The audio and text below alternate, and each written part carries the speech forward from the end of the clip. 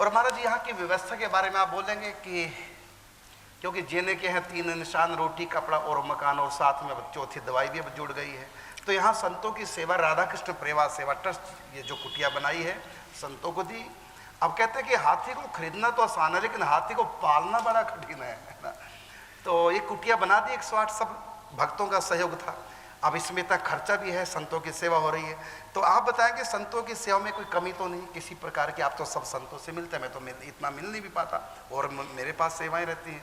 तो आप सब संतों से, महापुरुषों से मिलते हैं, सब विराजे हैं सामने, तो किसी को कोई परेशानी तो नहीं कुटियों से?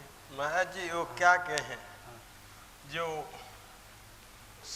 जीवनचर्या के लिए जो है प्रयोजन है ये तो देखना ही नहीं पड़ता है, और साथ साथ भोजन, पानी, दूध, छाछ ये तो अढ़ेले जो जैसे ले सकते हैं, ले पियो। कोई गौशाला आ गई यहाँ, गौशाला भी है, गाय का दूध सब सबको मिलते हैं, उससे छाछ भी मिलता है।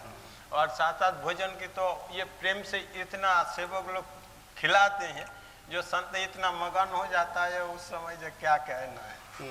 और साथ साथ ये भी है, कोई मतलब ये जो साधारण व्यक्ति के लिए व विशेष व्यक्ति के लिए ही अपनी उदर और ये वस्त्र के लिए ये सारे प्रणिपात परिश्रम करना पड़ता है, सुबह से शाम तक पसीना बहाना पड़ता है, और बहाने के बाद भी उसको निश्चिंत रूप से 2 रोटी नहीं मिल सकता।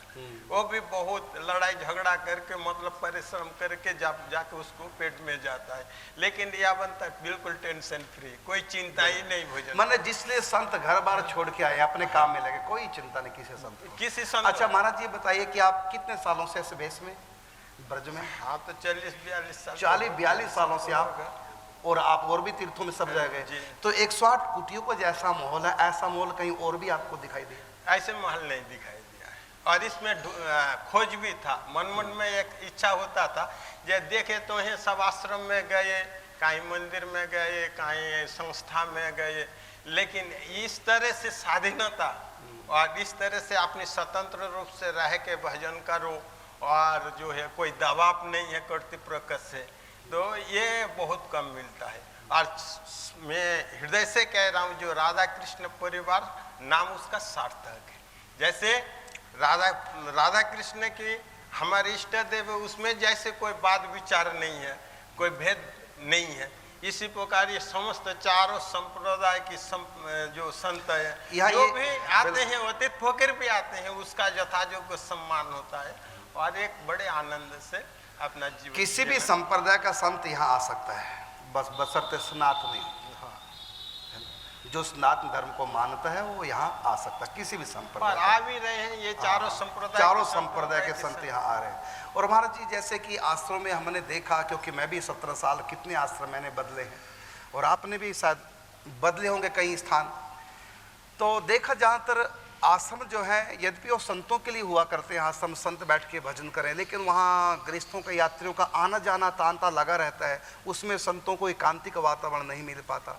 और दूसरी बात यहाँ हमने स्वयं भी अनुभव किया कि आश्रम में रहकर संत कुछ काम भी करें, सेवा भी करें, तभी उनकी व्यवस्था होगी। यदि सेवा में हाथ नहीं बटाएंगे तो संतों को कुछ नहीं, फिर जाओ निकलो आश्रम से। तो ऐसा मैंने देखा, स्वयं मेरे साथ भी हुआ है ऐसा, है ना।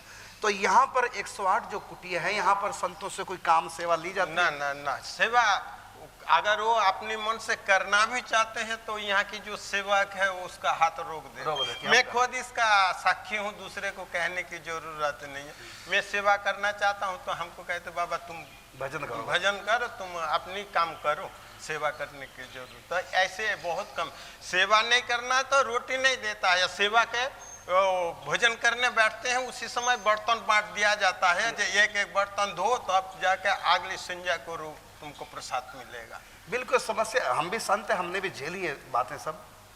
तो सेवा करोगे तो रोटी मिलेगी, सेवा नहीं करोगे तो नहीं मिलेगी। बस राधे राधे। बर्तन मांजो, सफाई करो, और भोजन बनवाने में साथ दो, ये सब करो, तो सब्जियां मान्या करो, यहाँ तक कि सब्जियां मान्या करो, झाड़ू लगाओ। और भजन करने बैठे तो कहते हैं भजन करोगे तो फिर पेट कैसे चलेगा, ऐसे भी शब्द सुनने में। और ये भी कहते हैं पंखा क्यों चला रखा है, ये लाइटें क्यों जला रखी हैं।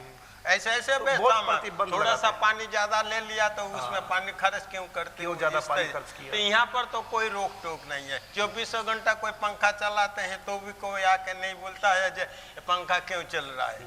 और पानी की तो कोई भोजन भी जब चाहे तुम लो। अब जब कई चाहे। महात्मा है जो 4 बजे भोजन करना चाहते, 24 घंटे में एक बार करते, एक बार करते वो 4 बजे भी उसको भोजन भोजन बनी बनाई मिल जाता है। जब जो चाहे तब ले ले, जब चाहे तब लो। जिनको दूध चाहिए दूध लो, छाछ चाहिए छाछ लो, दही चाहिए दही लो, जिसकी जो चाहत है सब कुछ मिल रहा है, और निःशुल्क। निःशुल्क।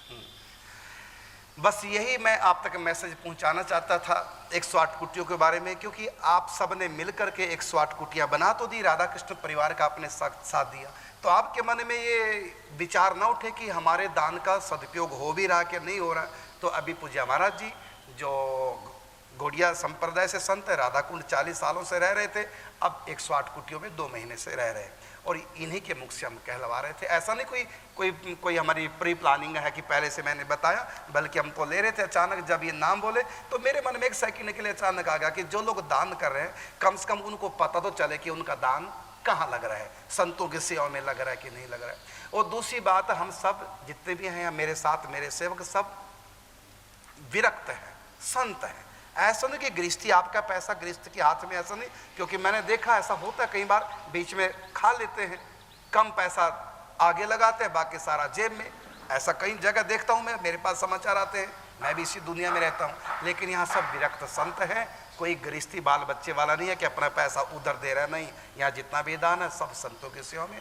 108 कुटियाँ आप सब ने बनाई। अब 108 कुटियाँ जिस लक्ष्य को लेकर बनी, हम उस लक्ष्य की तरफ बढ़ गए। अब यहाँ संत आ चुके हैं, अपनी अपनी कुटियों में बैठ के भजन कर रहे हैं। धन्य है उन सब दान दाताओं के भाग्य को जिनका पैसा 108 कुटियों में लगा, एकदम शुद्ध सदुपयोग हो रहा है।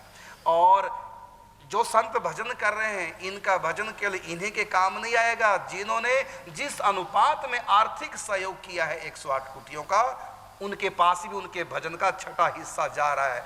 कहा ना कि अपने हिस्से से यदि संतन को दे कोई, तो संतन के भजन में उनका हिस्सा होए। और भी महाराज जी इसमें बोल रहा है ना, जैसे 3 तरह की संत की सेवा होता है, एक धन से, एक जो है शरीर से, और तन से, और मतलब ऐसे जो यहाँ पर रह के भजन कर रहे हैं और संत की सेवा कर रहे हैं, वो तो उत्तम है। और जो बाहर रह करके संत की भजन में उसको सहायता करते हैं, उसमें भी उसका भजन हो जाता है, और अनायास उसको जो है जुगल किशोर की श्री राधा गोविंद की चरणों में निर्मल प्रेम भक्ति। बिल्कुल, इस पर मैं भी कुछ कहना चाहता हूँ। बिल्कुल।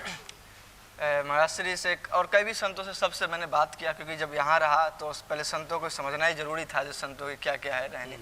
तो सब संत बता रहे थे कि इनकी क्या समस्या, क्या ऐसे बता रहे थे। जो आश्रमों में सारा सामान पड़ा हुआ है, लोग सारा सामान आते हैं, गृहस्थ घर गृहस्थी वाले देते हैं, लेकिन उनका सामान वहीं सड़ जाता है, कंबल सड़ जाता है, लेकिन वो आश्रम में रहने वाले संतों को नहीं देते। संतों ने मेरे को यहाँ बताया। जी जी, लेकिन कह रहे यहाँ तो लगता है कि सारा सामान अपना ही है।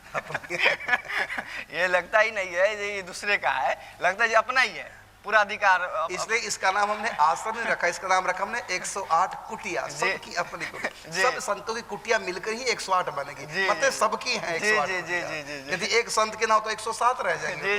108 का मतलब सब संतों की कुटिया है, सबका अपना घर है। जी जी जी। और तो ये सब संतों की अपनी अनुभूति है, कह रहे हैं लगता ही नहीं ये पराया है, लगता है ये सब अपना ही है। और भी बात है, और इसमें मुख्य कारण जो है महाराज जी का तो संकल्प है ही, लेकिन आप लोग के जो सेवा किया है, आप लोगों ने धन से जो सेवा किया है, उसका बहुत बड़ा योगदान है। ये तो सब भक्तों ने सेवा की तभी तो सब हो रहा है, और अब भी कर देखो आज कितनों के नाम आए। जी जी, तो मैं यही कहता चाहता हूँ जैसे ये महात्मा लोग अभी बिल्कुल निश्चिंत होकर भजन कर रहे हैं, तो इसी प्रकार इनकी भजन साधना, भजन प्रणाली चलती रहे। और उसमें मुख्य जो कारण होगा वो आप लोग की धनराशि से जो सेवा है वही उसमें उपयोग होगा। बिल्कुल। तो महात्मा लोग जो सेवा करेंगे निश्चिंत आपको उसका फल मिलेगा ही।